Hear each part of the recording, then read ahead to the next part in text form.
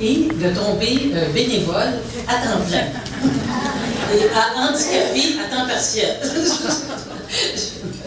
Excusez, j'ai un petit peu à l'épaule aujourd'hui, alors je crois que tout à fait. Mais savez-vous quoi? Pour moi, c'est un pur bonheur. Je me sens un peu comme quand j'étais étudiante à l'université. Je retrouve une liberté, une très très grande liberté à être bénévole à temps plein actuellement. Parce que dans le fond, toute notre vie, quand on travaille, on est commandé par des organisations, on ne veut pas. L'organisation pour laquelle on travaille dresse notre agenda, on n'a pas le choix. Alors, je veux donc vous parler du bénévolat. On m'a demandé de parler de l'impact économique, mais comme je disais à Monique, moi je ne suis pas économiste, alors pour vous parler un petit peu de l'impact économique, mais surtout pour vous dire que c'est tellement pas juste ça.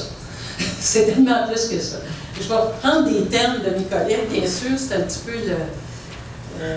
le fait d'arriver à la fin, mais je vais le faire à ma manière, à partir de ma propre expérience. Moi, j'ai 2 mots maintenant dans ma vie qui sont accompagner et transmettre.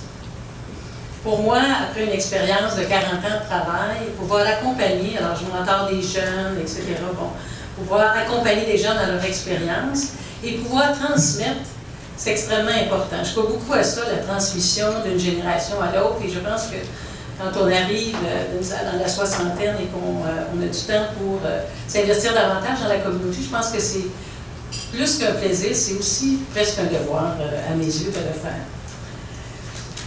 Au cours de mon parcours, moi, j'ai été des 2 côtés de la clôture. J'ai été bénévole dans des organisations, toutes sortes d'organisations, et j'ai aussi travaillé comme bénévole au sein d'organisations, et j'ai été aussi bénévole comme parent. Alors, imaginez bien, mon fils plus vieux à 40 ans, il n'y en avait pas des CPE, il n'y en avait pas des services de garde. Alors oui, on a fait les coussins pour le CPE, pour les fins de semaine, parce que c'était des projets initiatives locales, on ne savait pas si c'était pour durer encore le mois après. Et puis oui, on a mis en place des services de garde à l'école, bénévolement, les parents, dans un contexte qui n'était pas toujours facile, parce que les gens nous disaient « Ah oui, madame, vous voulez travailler? » Ah oui, bon, ben... Alors, tu sais, on était un petit peu dans la réprobation dans les années 70, quand on aime ça. Ça demandait un certain courage, mais je suis tellement contente qu'on ait pu le faire, parce que je pense que pour nos enfants et mes petits-enfants aujourd'hui, c'est une richesse incroyable. Mais il faut que je vous raconte avant une expérience personnelle, un moment que j'ai vécu en relation avec le bénévolat qui était très significatif pour moi. Et là, c'est comme si je faisais mon coming out là-dessus. J'ai jamais dit ça à personne. Là, vous avez plusieurs, je suis faite. Alors, je travaillais, vous allez peut-être deviner avec quelle organisation, mais je travaillais avec beaucoup de bénévoles dans cette organisation-là, et j'étais directrice d'un service, et je voulais avancer parce que j'étais en train d'implanter le changement organisationnel. Et je trouvais donc que les bénévoles, et bien sûr qui n'étaient pas investis dans notre organisation comme la permanence au même rythme, je trouvais que ça allait pas assez vite, que ça nous ralentissait. Et un jour, j'ai décidé de faire une expérience pilote en lien avec les changements organisationnels que je voulais amorcer. La rationalité de ces changements-là exigeait qu'on refasse les comités de bénévoles autour d'un autre objet, si on veut. Il était beaucoup par secteur, là on voulait les mettre par territoire. Alors c'était logique. Alors j'ai testé ce nouveau modèle de comité-là pour faire une expérience pilote pour l'allocation d'à peu près 1 million de fonds. J'ai fait un peu un nœud. Les bénévoles n'étaient pas contents du tout, de tout d'un coup changer de comité. Puis j'ai compris pourquoi, puis j'ai réfléchi là-dessus. En fait, ils se retrouvaient du jour au lendemain dans des comités avec des personnes avec lesquelles il n'y avait noué aucune relation, avec lesquelles il n'y avait aucune dynamique qui s'était créée. Or, leur travail dans les comités traditionnels, c'était au sein de ce travail-là, au fil des ans, ils étaient amenés à discuter, délibérer, émettre des recommandations, et toute pratique qui était devenue très fluide au fil des ans parce que les gens avaient appris à se connaître et à se faire confiance. Et je me suis rendu compte que j'avais sous-estimé l'importance que les bénévoles accordaient à leurs relations interpersonnelles, au-delà même de la tâche qu'on leur demandait de faire. Ils trouvaient ça important, ils venaient pour ça, mais moi, j'avais été un peu vite en affaires. Alors, eux avaient tissé des liens forts entre eux au fil du temps. Ils avaient développé leurs connaissances, bâti leurs relations de confiance, etc., comme je le disais tantôt. Alors, toutes ces dimensions donnaient autant de valeur et de sens à leur action que la tâche qu'ils accomplissaient. J'avais donc agi uniquement motivé par la rationalité de l'action et j'avais oublié de tenir compte d'une autre rationalité, celle des bénévoles. Je les avais dépouillés trop vite du contexte au sein duquel ils pouvaient apporter une réelle contribution. Et nous sommes revenus au comité traditionnel et fort de cet apprentissage, on a pris le temps de bien faire la transition. Ça s'est finalement fait. Mais tout ça pour dire que ça a mis en valeur à mes yeux le caractère, la valeur intangible, les aspects intangibles du bénévolat. Et c'est devenu plus clair, même pour moi, dans mon propre bénévolat, que ce que j'apporte à une organisation, bien sûr, c'est mes compétences, mon temps, mes réseaux, mais c'est aussi le contexte dans lequel j'exerce mon bénévolat qui est différent du contexte d'exercice d'un travail. Et ce contexte confère une valeur particulière à ma contribution.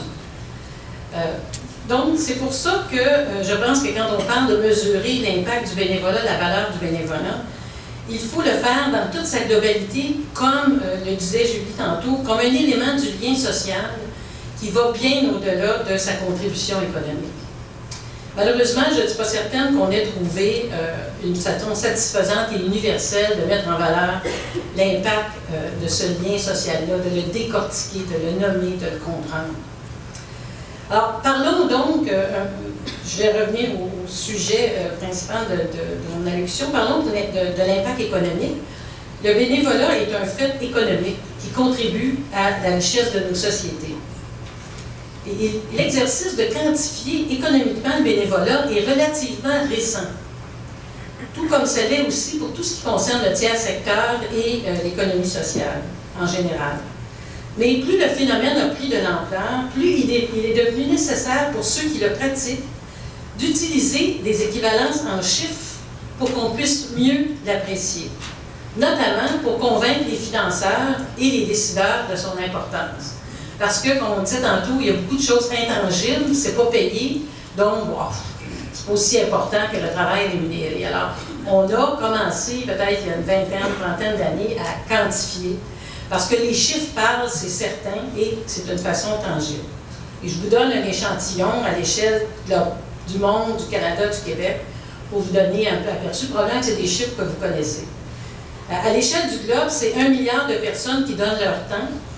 Et s'ils étaient tous réunis dans un même pays, ce serait le 3e pays au monde après la Chine et l'Inde. C'est pas rien. Au Canada, des analyses récentes révèlent que les heures consacrées au bénévolat équivalent à 1,1 million d'emplois à temps plein et que si on attribuait le salaire moyen canadien à 16 heures, ça représenterait 50 milliards de dollars par année, ce qui équivaut à l'ensemble de l'économie du Manitoba ou encore du volume d'affaires d'une entreprise parmi les plus importantes au Canada. Au Québec, c'est plus du quart de la population qui offre du temps, on l'a dit tantôt, 2 millions et demi. C'est l'équivalent à peu près de 200 000 emplois à temps plein, ce qui équivaut, grosso modo, au nombre d'emplois de toute la ville de Laval. Alors, ça nous aide ces équivalents nous aident à illustrer ce que vaudrait l'action bénévole, parce que ça permet de la rationaliser avec des paramètres comptables. Des paramètres comptables qui sont souvent utilisés pour apprécier la valeur des choses dans notre société. Et on voit que sa contribution est substantielle. Mais force est d'admettre qu'il est beaucoup plus difficile de quantifier, si on veut, la valeur intangible. Heureusement, aujourd'hui, plusieurs voix se font entendre pour trouver des façons de mesurer la richesse autrement que par des critères comptables, en mettant davantage l'humain au cœur de ces analyses. Parlons maintenant de l'impact social. D'abord, de quoi parle-t-on, l'impact social du bénévolat? Il faut définir de quoi parle-t-on quand on parle de bénévolat, et mes collègues en ont parlé chacun d'entre eux. La notion ancienne de faire du bénévolat pour gagner son ciel ou se sanctifier, plusieurs l'ont dit, a depuis longtemps laissé place à une action libre, dirigée autant vers l'autre que vers soi. Pourquoi? Parce que nos sociétés changent et se réinventent sans cesse. Les formes de bénévolat sont en mutation constante. nous avons réinventé, nous avons modernisé la notion de bénévolat. Cette notion réfère aujourd'hui à du lien social en construction, à l'interaction entre des personnes qui, n'ayant pas d'obligation les unes envers les autres, choisissent librement de s'associer autour d'une activité ou d'un but commun, le contexte dont je parlais tantôt. Choisissent de travailler dans un contexte où librement elles s'engagent. D'ailleurs, il y a un lien, je pense, à la société, puis il y a sûrement des études là-dessus, en le fait que maintenant, on a une plus grande liberté individuelle. Et pour moi, il y a un lien entre une plus grande liberté individuelle et une plus grande capacité d'action collective. Parce que les personnes aujourd'hui sont moins contraintes par des dogmes sociaux. Parce qu'elles sont plus libres de s'associer et de se donner collectivement des contraintes. On se donne collectivement des contraintes librement. C'est un peu paradoxal, mais c'est comme ça. Alors, c'est pourquoi, aujourd'hui, la frontière entre les notions de bénévolat, d'entraide, de participation citoyenne et même de philanthropie sont des notions de plus en plus convergentes et qui évoluent dans des univers qui sont de moins en moins en silo. Il y a quelques semaines, j'étais au sommet sur la philanthropie qui se tenait à Québec, organisé par l'Institut Mallet, qui est un nouvel institut sur la culture, le développement de la culture philanthropique, mis en place par les sœurs de Charité. Et ils ont fait une enquête qui révélait que 93% des personnes sondées ont dit qu'elles voulaient contribuer à la communauté et quelle que soit leur forme d'engagement. Contribuer à la communauté. Je pense que c'est ça le dénominateur commun. Engagement, acte par lequel une personne s'oblige volontairement. Alors, est-ce que la notion d'engagement, et d'autres en ont parlé avant moi, est-ce que ce ne serait pas ça la notion d'engagement qui serait le fil conducteur de toutes les formes d'action que je viens d'énoncer? De toutes les, quelle que soit la facette que ça prend, que ce soit bénévole, entraide, philanthropie, etc., la notion d'engagement. Mais c'est une notion complexe à cerner, c'est une notion fluide,